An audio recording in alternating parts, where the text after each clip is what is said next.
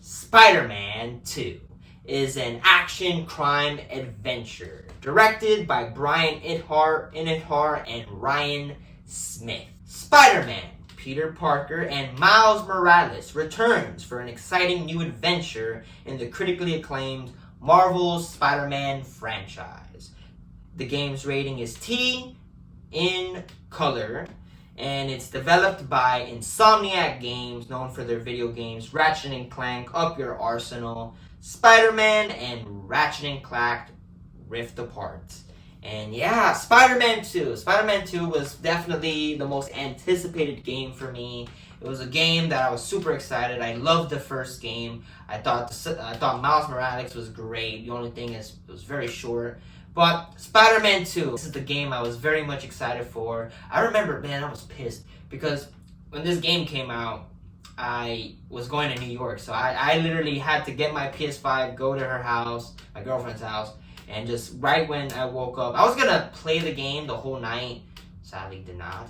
But I came, that was like the same day I saw Killers of the Flower Moon, which was like 3.5 hours. So I was exhausted when I came back. But when I woke up, first thing I did was freaking played Spider-Man 2. And man, this game is amazing. I absolutely love this game from beginning to end. It's Spider-Man and Miles Morales finally in a game where you can like switch around between Spider-Man and Miles, and just it's an incredible game. I think down to the mechanics, which is just first off just an achievement. The way they made a game with the fast travel, which it has existed. Of course, GTA 5 was like the one that really brought the whole fast travel mechanic to a way. But man, this game perfected it. It is quick. Like right when you want to fast travel, boom, you're already in the place. It is incredible. It is an achievement, I would say, in gaming. And I think Spider-Man 2 is absolutely incredible. So let's just talk about the performances first. You got Yuri Lowenthal as Peter Parker Spider-Man, and it's him, being Spider-Man, taking Miles Morales in, teaching him the ways. But Harry Osborn comes back, and they spend time, and you get to see little details of Harry, and Craven is causing chaos in New York. And Yuri Lowenthal is amazing. He's my Spider-Man right now when it comes to just not even in movies or gaming. He's just my Spider-Man right now. He's a Spider-Man that when the new game comes out, I'm just be like, oh, Yuri, because that's my Spider-Man right now. Tom Holland is amazing as Spider-Man as well, but I can't really say I would choose him over Yuri. I wouldn't choose him over Yuri right now, because Yuri's incredible. He's a more mature, more adult Spider-Man, and he's dealing with just life problems when it comes to job, and him and his wife, or his girlfriend, but they're married, they're together. And yeah, Yuri is amazing. I love him as Spider-Man, especially when certain things occur and his character changes in ways. And I don't want to say much because I feel like it would be better if you guys experience it, but it's awesome to see his change as characters for certain moments, and Yuri is amazing. You got, of course, his partner and hero, Najee Jeter, as Miles Morales, Spider-Man, and he's young, he's dealing with college, and him and his relationship with the girl that he really likes.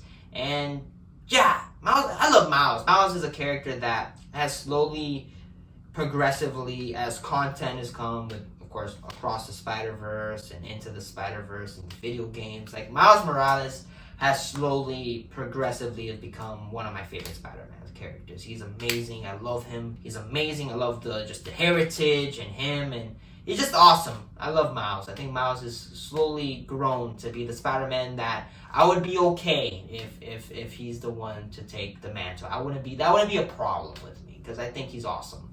And Miles Morales is incredible. You also got Harry Osborn, voiced by Graham Phillips, and he's great. You could tell the relationship between him and Peter, how they've grown and how they're best friends since high school, and it's incredible. I love the personal growth, and their relationship is what really drives the game as much, and their chemistry and just that drama of it all is really heart-wrenching and just very dramatic, where it really hits very hard. And I thought Harry Osborn is incredible.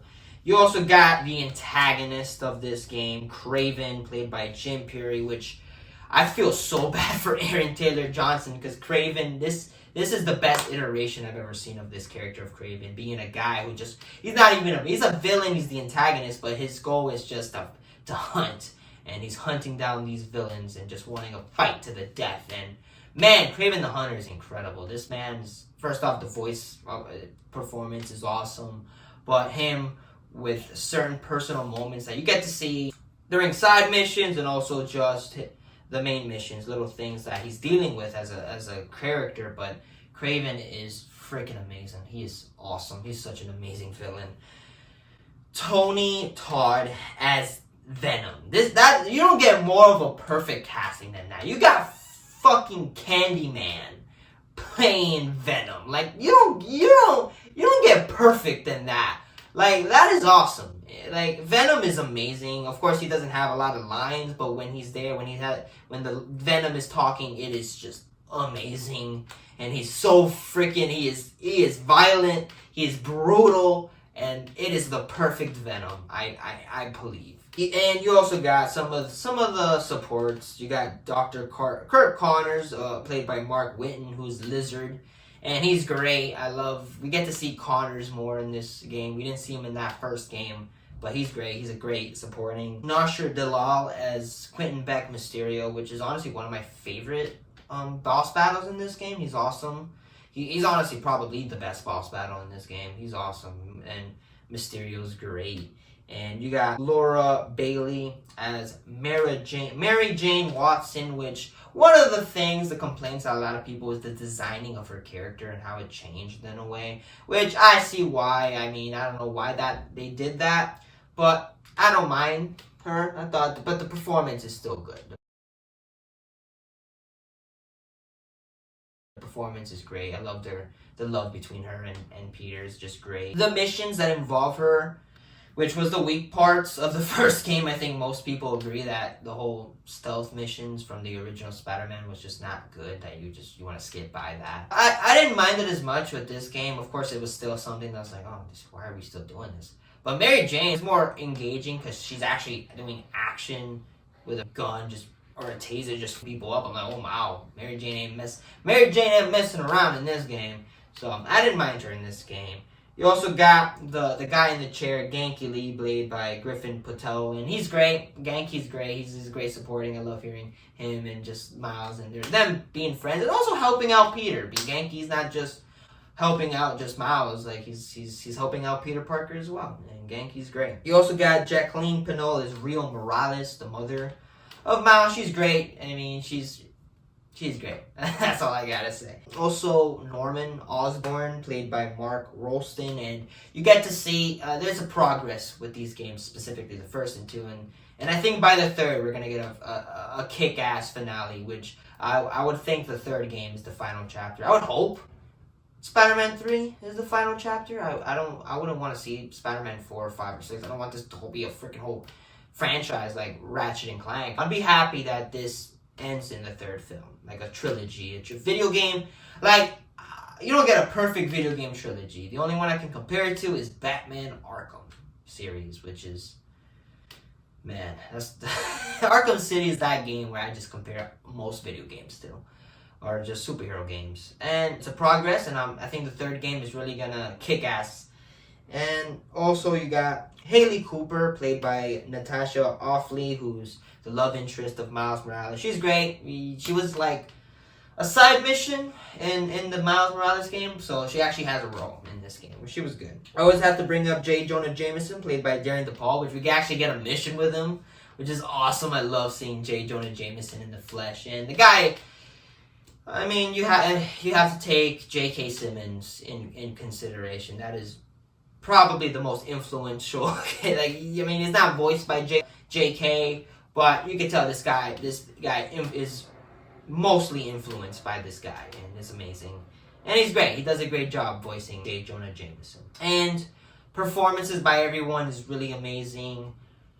There's certain characters I can't talk about because it would be spoiler, and it's just cool, the story. And the story for this game is amazing. This is the best story, I think, for Spider-Man. I would prefer it to the first game when it comes to the story, because it's very interesting seeing how some of the villains, and them being, of course, the villains, and how some of them have changed character-wise. And it's really good. It's a very interesting take, where I have never seen that in a superhero, where some of the villains are just now living their normal life and they're trying to change as people, which I've never seen that in a superhero game or in a superhero content. That's a first for me, and I loved it. I thought the story was incredible. The music by John Paisano, who's a composer for Detroit Become Human, Spider-Man, and Spider-Man Morales, and the score is incredible. It's such a well composed game, and the gameplay is incredible. The gadgets are more into this game, which some people might like, some people might not. They might just want to see Spider-Man just be Spider-Man without all the gadgets. But I don't mind it. When you have a new suit, is amazing. You get there's some powers that are awesome to use. What else can I talk about? The graphics are amazing. They're awesome. The mechanic of fast travel, like I said, is highly improved, where it's like it is an achievement to say. And Spider-Man 2 is amazing. This is Arkham City is my favorite superhero game. It still is, but I think Spider-Man 2 might need some time in the cooks, so I gotta play it a few times. But it might be tied, man. Arkham City and Spider-Man 2 may or may not be tied when it comes to my favorite superhero game. Spider-Man 2 is genuinely an incredible achievement. I loved it. It is a massive game too. A lot of people played it with me, and I'm sorry it took long for me to play it. Again, I work, have a girlfriend. It's quite hard to just sit down and play a game for like just 2 hours. That's what I did. Every day I played Spider-Man 2 for 2 hours, and it was like every time those 2 hours went out, I was like, I just wanted to play more. And Spider-Man 2 gets absolutely a 5 out of 5 stars. It's just an amazing game. I can't say it's my favorite game of the year because, one, I haven't played many games this year. I still have to play Baldur's Gate 3 and Tears of the Kingdom and Alan Wake 2. There's some great games, but for me, it's hard. That's why when I pick a game to play, it's like I have a relationship with this game, because it's like it takes a lot of time to play a video game. It's not like a movie. We can just sit down, watch a movie, and that's it. That's why I watch movies more, because it's one, you watch a movie and it's done in whatever length. But yeah, Spider-Man 2 gets a 5 out of 5 stars. I love this game. It is an incredible achievement. That's all I gotta say. And I just love the story. The story of the characters are just masterful, and it's heart-wrenching, it's dramatic.